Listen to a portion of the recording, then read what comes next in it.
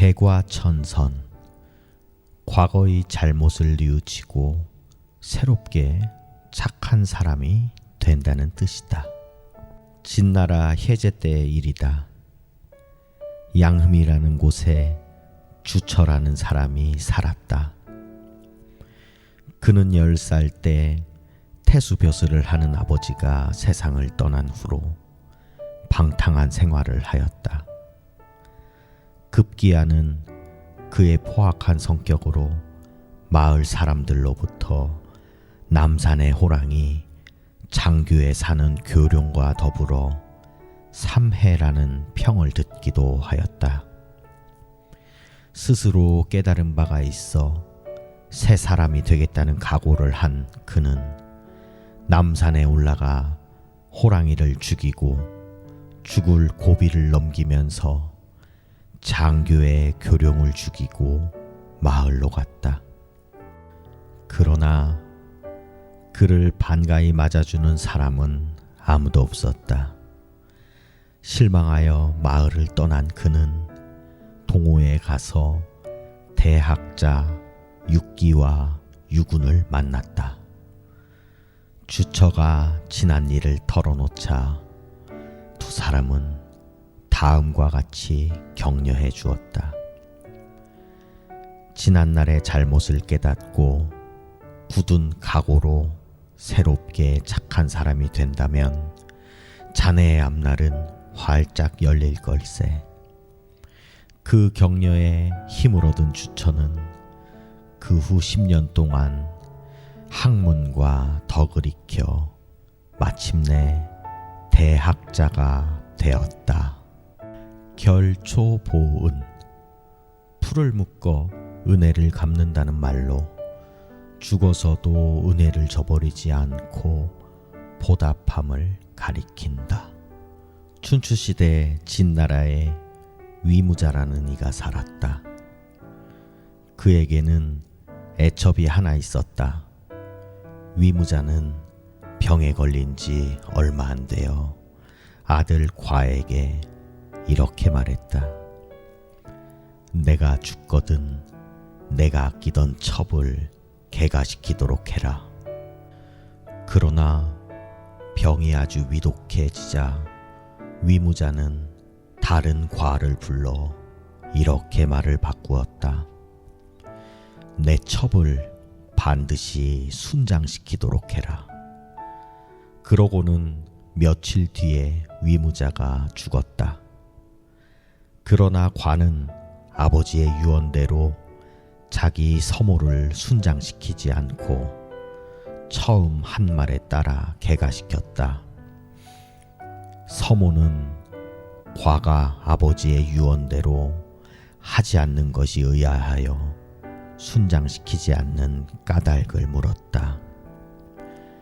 질병이 있으면 정신이 혼란하므로 저는 아버님의 정신이 맑을 때 하신 말씀을 따랐을 뿐입니다.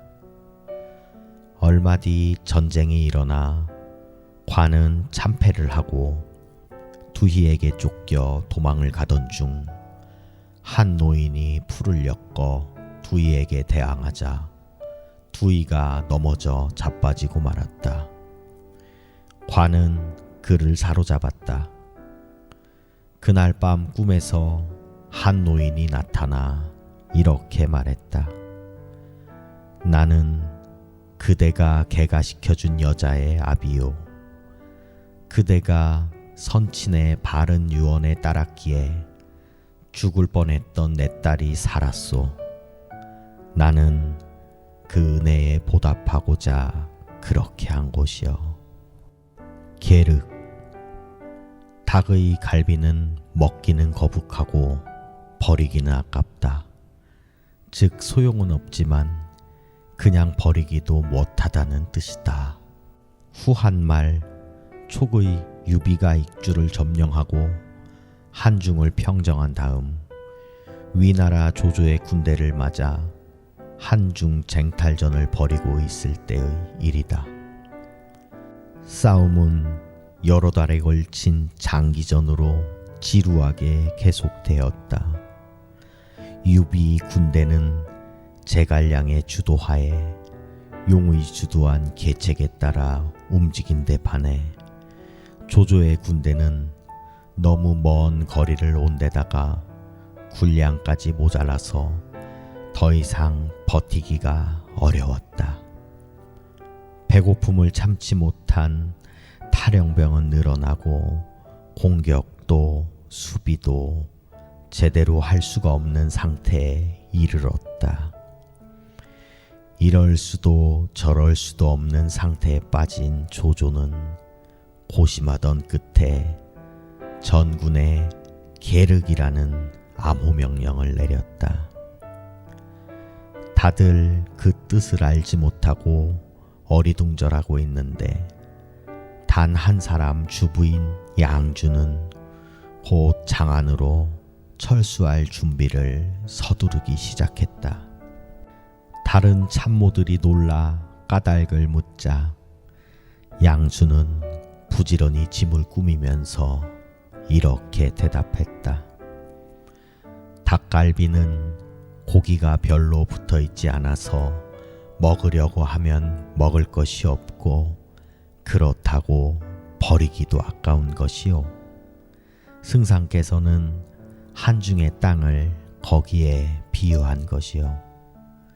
즉 아쉽지만 그리 대단치 않다고 생각하고 군대를 철수하기로 결정하신 것이요.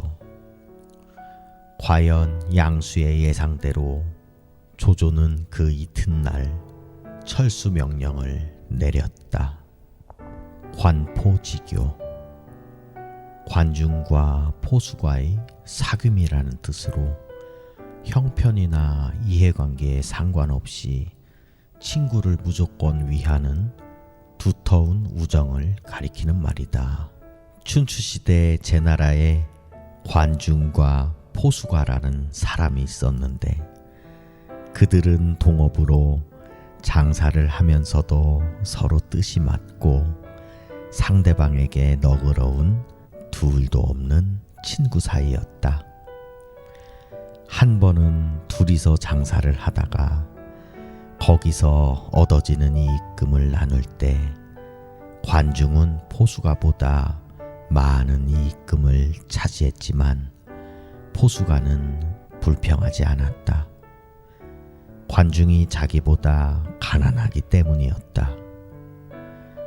그 후 관중은 여러 차례 벼슬길에 올랐으나 번번이 잘못을 저지르고 물러났다. 그러나 포수가는 관중을 무능하다고 비웃지 않았다. 오히려 아직 벼슬운이 닿지 않았기 때문이라며 관중을 위로하였다. 싸움터에 가서도 관중은 걸핏하면 도망쳐왔다. 사람들이 관중을 겁쟁이라고 손가락질하면 포수가는 대신 변명해 주었다. 겁이 많아서 도망친 게 아니라 늙은 어머님을 모시고 있기 때문이라네. 훗날 포수가는 제나라의 공자 소백을, 관중은 공자 규를 섬기게 되었다. 소백이 즉위해서 환공이 되자 함께 왕위를 다투었던 공자는 싸움에 져서 살해되고 관중은 옥에 갇히게 되었다. 이때 포수가는 환공에게 간청하여 관중이 벼슬길에 오르도록 도와주었다. 먼 훗날 관중은 제나라 환공이 천하를 제패할 수 있도록 솜씨를 발휘하여 높은 벼슬에 올랐다. 이때 관중은 과거를 회상하며 말했다. 나를 낳아준 분은 부모이지만 나를 알아준 이는 친구인 포수가였다. 세상 사람들은 관중의 현명함을 칭송하기보다는 사람을 알아보는 눈을 가진 포수가를 더 칭송한다. 군계 일학, 닭 무리 중에 끼어있는 한 마리의 학이라는 뜻으로 여러 평범한 사람들 가운데 뛰어난 사람을 일컫는 말이다. 진나라 초기에 노장자 사상을 숭상하여 중림에 모인 7명의 선비를 죽림칠연이라고 하였다. 해강은 그 중에 한 사람이었었는데 그의 아들 해소가 10살일 때 해강은 억울한 누명을 쓰고 사형을 당했다. 그 후로 해소는 홀어머니와 함께 어렵게 살았다. 해소가 어른이 되었을 때 산도가 위나라의 무제에게 그를 추천해 주었다. 서경에 이르기를 아버지의 죄는 아들에게 미치지 않으며 아들의 죄는 그 아비에게 미치지 않는다고 기록되어 있습니다. 해소가 비록 해강의 아들이나 그의 글귀와 지혜는 뛰어납니다. 그에게 비서랑 벼슬을 주십시오. 무제는 그대가 추천한 사람이면 믿을만하니 하면서 비서랑보다 한 단계 위에 있는 비서승으로 해소를 등용시켰다. 비서승이 되어 해소가 낙양에 갔을 때 어떤 사람이 중립칠연의 한 사람인 왕융에게 다음과 같이 말했다. 많은 무리 중에 섞여 있는 해소를 어제 처음 보았습니다. 그의 드높은 의기와 늠름한 모습은 마치 다엘의 무리 가운데 한 마리의 학과 같더군요. 그러자 왕영이 말했습니다. 자네는 아직 그의 아버지를 본 적이 없어서 그래. 권토중래, 흙먼지를 일으키며 다시 온다는 뜻으로 한번 실패했다가 세력을 회복하여 다시 쳐들어온다는 뜻이다. 당나라 시인 두목의 제후광정에 나와 있는 시 구절이다. 이기고 지는 것은 전쟁에서 기약할 수 없는데 치욕을 안고 견디는 게 사나이다. 강동의 제자 중에 인재가 많으나 흙 말아 올려 다시 올 날을 미처 알지 못했네. 유방과의 싸움에서 패한 항우는 오강 강변까지 달아났다. 그곳에서 강동으로 몸을 피하려고 배를 준비해 놓고 기다리는 사람을 만났으나 항우는 나와 함께 싸우던 8,000명의 병사들은 단 한 사람도 고향 땅을 밟지 못하게 되었는데 나 혼자 도망쳐서 무슨 면목으로 그들의 부모 형제를 대한단 말인가 라고 말하며 쓴웃음을 지었다. 그 뒤 항우는 오가에서 스스로 목숨을 끊고 말았다. 항우가 죽은 지 1000년의 세월이 지난 후 시인 두목은 항우의 성급함을 애석하게 하며 시를 지었다. 이 시는 항우를 추억하며 읊은 시 중에서 가장 유명한 것으로 분명히 일어나 다시 한번 대적할 수 있는 기회를 가질 수 있음에도 불구하고 시도 한번 해보지 못하고 31세의 젊은 나이에 생을 마감한 항우를 애석하게 여기며 읊은 시이다.